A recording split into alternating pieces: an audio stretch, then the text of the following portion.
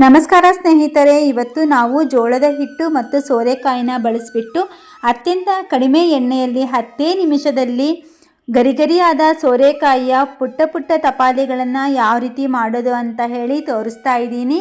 ಈ ಹೆಲ್ತಿ ಹಾಗೂ tasty breakfast ರೆಸಿಪಿಯಿಂದ ನಮಗೆ ತೂಕ ಇಳಿಕೆಯೂ ಕೂಡ ಇದು ತುಂಬಾ ಸಹಾಯ ಮಾಡುತ್ತೆ. ಇದರಲ್ಲಿ 96 ಭಾಗ ನೀರಿನಾಂಶ ಹೆಚ್ಚಾಗಿ ಇದೆ. ಅಷ್ಟೇ ಅಲ್ಲದೆ ಕಡಿಮೆ ಕ್ಯಾಲೋರಿ ಮತ್ತು ಕೊಬ್ಬಿನಾಂಶ ಕಡಿಮೆ ಇರೋದ್ರಿಂದ ಇದನ್ನು ನಾವು ಆರಾಮಾಗಿ ತೂಕ ಇಳಿಕೆಗೆ ಇದನ್ನು ಸೇವನೆ ಮಾಡ್ಬೋದು. ಯಾವುದೇ ರೀತಿ ಚಟ್ನಿಯ ಅವಶ್ಯಕತೆ ಇಲ್ಲ. ಕೇವಲ ಮೊಸರಿಗೆ ಅಥವಾ ತುಪ್ಪನ ಹಾಕಿಬಿಟ್ಟು ಇದನ್ನು ಸೇವನೆ ಮಾಡಿದರೆ ಸಾಕು. ಯಾಕಪ್ಪ ಅಂದರೆ ಇದರಲ್ಲಿ ನಾನು ಮೊದಲೇ ಎಲ್ಲ ಪದಾರ್ಥಗಳನ್ನು ರುಚಿಗೆ ತಕ್ಕಂಗೆ ನಾನು ಎಲ್ಲ ಪದಾರ್ಥಗಳನ್ನು ಆ್ಯಡ್ ಮಾಡಿದ್ದೀನಿ. ಹಾಗೆ ಕೂಡ ಇದನ್ನು ನಾವು ತಿನ್ಬೋದು. ಮಕ್ಕಳಿಗೆ ಲಂಚ್ ಬಾಕ್ಸ್ಗೆ ಇದನ್ನು ಮಾಡಿ ಕಟ್ಟೋದ್ರಿಂದ ಲಂಚ್ ಬಾಕ್ಸು ಖಂಡಿತವಾಗ್ಲೂ ಹೇಳ್ತೀನಿ, ಬಾಕ್ಸ್ ಖಾಲಿಯಾಗಿ ಬರೋದಂತೂ ಗ್ಯಾರಂಟಿ ಇದೆ. ತುಂಬ ಟೇಸ್ಟ್ ಆಗಿರುತ್ತೆ. ತುಂಬ ಹೆಲ್ತಿಯಾದ ಈ ಪುಟ್ಟ ಪುಟ್ಟ ತಪಾಲಿಗಳನ್ನು ಯಾವ ರೀತಿ ಮಾಡೋದು ಅಂತ ಹೇಳಿ ತೋರಿಸ್ಕೊಡ್ತೀನಿ ಬನ್ನಿ. ನಾನು ಖಾಲಿ ಬೌಲ್ ತೊಗೊಂಡಿದ್ದೀನಿ. ಆ ಬೌಲ್ಗೆ 1 ಬೌಲಿನಷ್ಟು ಜೋಳದ ಹಿಟ್ಟನ್ನು ಆ್ಯಡ್ ಮಾಡ್ತಾಯಿದ್ದೀನಿ. ನೀವು ಬೇಕಿದ್ರೆ ಇದಕ್ಕೆ ಒಂದು ಸ್ವಲ್ಪ ಗೋಧಿ ಹಿಟ್ಟನ್ನು ಕೂಡ ಆ್ಯಡ್ ಮಾಡ್ಕೋಬೋದು. ಹಾಗೆ ನಾನು 1 ಬೌಲಷ್ಟು ಸೋಜಿ ರವೆನ ಹಾಕ್ತಾಯಿದ್ದೀನಿ ಅಥವಾ ಚಿರೋಟಿ ರವೆನ ಹಾಕ್ತಾಯಿದ್ದೀನಿ. ಅರ್ಧ ಟೇಬಲ್ ಟೀ ಸ್ಪೂನಷ್ಟು ಕಡಲೆ ಹಿಟ್ಟು, ಅರ್ಧ ಟೇಬಲ್ ಟೀ ಸ್ಪೂನಷ್ಟು ಅಚ್ಚು ಖಾರದ ಪುಡಿ, ಅರ್ಧ ಬೌಲಷ್ಟು ಚಿಕ್ಕದಾಗಿ ಹೆಚ್ಚಿದಂತಹ ಈರುಳ್ಳಿ, ಅರ್ಧ ಬೌಲಿನಷ್ಟು ಟೊಮೊಟೊ ಹಾಕ್ತಾಯಿದ್ದೀನಿ ಚಿಕ್ಕದಾಗಿ ಹೆಚ್ಚಿಬಿಟ್ಟು. ಇದಾದ ನಂತರ ನೀವು ಬೇಕಿದ್ರೆ ಇದಕ್ಕೆ ಕಪ್ಪು ಎಳ್ಳನ್ನು ಕೂಡ ನೀವು ಆ್ಯಡ್ ಮಾಡ್ಕೋಬೋದು. 2 ಆಲೂಗಡ್ಡೆ ಸಿಪ್ಪೆ ತೆಗೆದು ತುರಿದಿಟ್ಟಂತಹ ಆಲೂಗಡ್ಡೆನ ಆ್ಯಡ್ ಮಾಡ್ತಾ ಇದ್ದೀನಿ.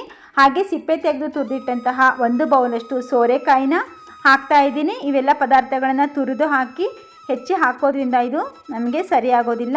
ಆ ಕಾರಣಕ್ಕೆ ಇದನ್ನು ಸ್ವಲ್ಪ ತುರಿದು ಹಾಕ್ಕೊಳ್ಳಿ. ಸ್ವಲ್ಪ ನಾನು ಆನಂತರ ಇದಕ್ಕೆ ಜೀರಿಗೆ ಹಾಕ್ತಾ ಇದ್ದೀನಿ, ರುಚಿಗೆ ತಕ್ಕಷ್ಟು ಉಪ್ಪು, ಅರ್ಧ ಟೇಬಲ್ ಟೀ ಸ್ಪೂನಷ್ಟು ಅರಿಶಿನ ಹಾಕಿಬಿಟ್ಟು ಸೈಡಿಗೆ ಎತ್ತಿಡ್ತಾ ಇದ್ದೀನಿ. ನಾನು ಹಾಗೆ ಉಳಿದಂತಹ 1 ಬೌಲ್ ಅನ್ನಕ್ಕೆ ಅರ್ಧ ಇಂಚಿನಷ್ಟು ಶುಂಠಿ, ಸ್ವಲ್ಪ ಕೊತ್ತಂಬರಿ, ಹಾಗೆ 4 ಹಸಿಮೆಣಸಿನಕಾಯಿನ ಹಾಕಿಬಿಟ್ಟು ಮಿಕ್ಸಿಗೆ ನಾನು ಇದನ್ನು ರುಬ್ಕೊಂಡು ಬಂದಿದ್ದೀನಿ. ಮಿಕ್ಸಿಗೆ ಹಾಕಿ ಆನಂತರ ನೋಡಿ ಇದೆಲ್ಲ ಪದಾರ್ಥಗಳನ್ನು ಅದೇ ಬೌಲ್ಗೆ ಸೇರಿಸ್ಬಿಟ್ಟು ನಾನು ನೀಟಾಗಿ ಮಿಕ್ಸ್ ಮಾಡ್ತಾಯಿದ್ದೀನಿ. ನಮಗೆ ಇದು ಯಾವ ರೀತಿ ಮಿಕ್ಸ್ ಆಗಬೇಕಪ್ಪ ಅಂದರೆ ಒಂದು ಸ್ವಲ್ಪ ತೆಳುವಾಗಿರಬೇಕು. ಅತಿ ದೋಸೆಗೂ ಅಲ್ಲ, ಚಪಾತಿಗೂ ಅಲ್ಲ, ಆ ರೀತಿ ಆದರೆ ಸಾಕಾಗುತ್ತೆ. ಬಿಸಿಯಾದ ತವಾ ಮೇಲೆ ಎಣ್ಣೆ ಹಾಕಿಬಿಟ್ಟು ಎಣ್ಣೆಗೆ ಒಂದು ಸ್ವಲ್ಪ ಸಾಸಿವೆ ಹಾಕಿ ಇದೇ ರೀತಿ ಚಿಕ್ಕ ಚಿಕ್ಕದಾಗಿ ನಾವು ತಪಾಲಿಗಳನ್ನ ತಯಾರು ಮಾಡ್ಕೊಳ್ಳೋಣ. ಕೈಗೆ ಒಂದು ಸ್ವಲ್ಪ ನೀರನ್ನು ಹಚ್ಚಿಬಿಟ್ಟು ಇದನ್ನು ತಟ್ಕೋಬೇಕಾಗುತ್ತೆ. ತಾಲಿಪಿಟ್ಟೆನ ಯಾವ ರೀತಿ ನಾವು ತಟ್ತೀವೋ ಅದೇ ರೀತಿ ತಟ್ಟಬೇಕು. ಇದರ ಮೇಲೆ ಸ್ವಲ್ಪ ಅಲಂಕಾರಕ್ಕೆ ಕೊತ್ತಂಬರಿ, ಹಸಿಮೆಣಸಿನಕಾಯಿ, ಬೀನ್ಸನ್ನ ನೀವು ಕೂಡ ಬೇಕಾದ್ರೆ ಹೆಚ್ಚಿ ಹಾಕ್ಕೋಬೋದು. ಇದನ್ನು ನಾವು ಕಡಿಮೆ ಉರಿಯಲ್ಲಿ ಇದನ್ನು ಬೇಯಿಸಿ ತಕ್ಕೋಬೇಕಾಗುತ್ತೆ. ಮುಖದ ಮೇಲೆ ಮುಚ್ಚಿ ಒಂದು 4 ನಿಮಿಷದಷ್ಟು, ಅಥವಾ ಇದನ್ನು ಯಾವ ರೀತಿ ನಾವು ಬೇಯಿಸ್ಕೊಳ್ತೀವೋ ದೋಸೆ ಅಥವಾ ತಾಲಿಪಿಟ್ಟನ್ನು ಬೇಯಿಸ್ಕೊಳ್ತೀವೋ ಅದೇ ರೀತಿ ಬೇಯಿಸ್ಕೋಬೇಕು. ಒಂದು ಸ್ವಲ್ಪ ಮೇಲ್ಗಡೆ ತುಪ್ಪ ಹಾಕಿಬಿಟ್ಟು ಮಕ್ಕಳಿಗೆ ಮಾಡಿ ಕೊಡೋದ್ರಿಂದ ಆರೋಗ್ಯಕ್ಕೆ ತುಂಬ ಒಳ್ಳೆಯದು. ತೂಕ ಇಳಿಕೆಗೆ ಸೇವಿಸೋದಾದರೆ ಖಂಡಿತವಾಗ್ಲೂ ತುಪ್ಪನ ಸೇವಿಸ್ಬೋದು. ಎಣ್ಣೆನ ನೀವು ಬೇಕಿದ್ರೆ ಸ್ಕಿಪ್ ಮಾಡ್ಬೋದು. ಇದೇ ರೀತಿ ನಾವು 2 ಕಡೆ ಸ್ವಲ್ಪ ಕೆಂಪಾಗೋ ಥರ ಇದನ್ನು ಫ್ರೈ ಮಾಡ್ಕೋಬೇಕಾಗುತ್ತೆ.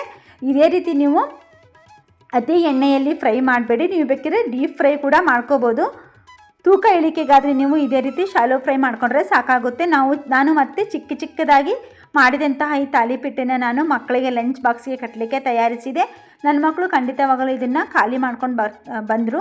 ಅದೇ ರೀತಿ ನೋಡಿ, ನನಗೆ ಕೇವಲ ಇದಕ್ಕೆ ಚಟ್ನಿ ಬೇಡ, ಮೊಸರು ಮತ್ತು ತುಪ್ಪ ಸಾಕು ಅಂತ ನಾನು ಮೊದಲೇ ಹೇಳಿದ್ದೆ. ಬೇಕಿದ್ರೆ ಇದಕ್ಕೆ ಕೆಂಪು ಚಟ್ನಿ ತುಂಬಾ ಚೆನ್ನಾಗಿರುತ್ತೆ ಕಾಂಬಿನೇಷನ್ನು. ಹಾಗೆ ಬನ್ನಿ, ಹಾಗಿದೆ ಇದರ ಆರೋಗ್ಯದ ಲಾಭಗಳನ್ನು ತಿಳಿಸ್ತಾ ಹೋಗ್ತೀನಿ. ಇದರಿಂದ ನಮಗೆ ಸಕ್ಕರೆ ಕಾಯಿಲೆ ದೂರ ಆಗುತ್ತೆ, ರಕ್ತದೊತ್ತಡ ಕಡಿಮೆ ಆಗಲಿಕ್ಕೆ ತುಂಬಾ ಸಹಾಯ ಆಗುತ್ತೆ. ಹಾಗೆ ಸೋರೆಕಾಯಿಯಲ್ಲಿ ನಮಗೆ ಪೊಟ್ಯಾಷಿಯಮ್ ಅಂಶ ಜಾಸ್ತಿ ಇರೋದ್ರಿಂದ BP ಕಂಟ್ರೋಲಿಗೆ ತುಂಬಾ ಸಹಾಯ ಆಗುತ್ತೆ. ಅಷ್ಟೇ ಅಲ್ಲದೆ ಇದು ಜೀರ್ಣಕ್ರಿಯೆಗೂ ಕೂಡ ತುಂಬ ಸಹಾಯ ಆಗುತ್ತೆ. ಯಾಕಪ್ಪ ಅಂದರೆ ನೀರಿನಾಂಶ ಹೆಚ್ಚಾಗಿದೆ, ಹಾಗೆ ನಾರಿನಾಂಶ ಹೆಚ್ಚಾಗಿ ಇರೋದ್ರಿಂದ ಜೀರ್ಣಕ್ರಿಯೆಗೆ ಸಹಾಯ ಆಗುತ್ತೆ. ಇದು ನಮಗೆ ದೇಹಕ್ಕೆ ತುಂಬ ತಂಪು ಕೊಡುತ್ತೆ. ಹೇಗಪ್ಪ ಅಂದರೆ ಸೋರೆಕಾಯಿನಲ್ಲಿ ದೇಹಕ್ಕೆ ತಂಪು ಕೊಡುವಂಥ ಅಂಶಗಳಿದೆ. ಹಾಗೆ ಹೃದಯದ ಆರೋಗ್ಯ ಕಾಪಾಡಲಿಕ್ಕೆ ತುಂಬಾ ಸಹಾಯ ಆಗುತ್ತೆ. ಹೇಗಪ್ಪ ಅನ್ನೋದಾದರೆ ನಾರಿನಾಂಶದ ಜೊತೆಗೆ ಆ್ಯಂಟಿ ಆಕ್ಸಿಡೆಂಟ್ಗಳು ಸಮೃದ್ಧವಾಗಿ ಇರೋದ್ರಿಂದ ನಮಗೆ ಕೆಟ್ಟ ಕೊಲೆಸ್ಟ್ರಾಲ್ ದೂರ ಮಾಡಲಿಕ್ಕೆ ತುಂಬಾ ಸಹಾಯ ಆಗುತ್ತೆ. ನೆಕ್ಸ್ಟ್ ನೋಡಿ, ನಾನು ಮತ್ತೆ ಇನ್ನೊಂದು ರೆಸಿಪಿ ಜೊತೆಗೆ ಬರ್ತೀನಿ. ನಮ್ಮ ಚಾನಲ್ನ ಸಬ್ಸ್ಕ್ರೈಬ್ ಮಾಡಿ, ಹಾಗೆ ಲೈಕ್ ಮಾಡಿ, ಶೇರ್ ಮಾಡಿ.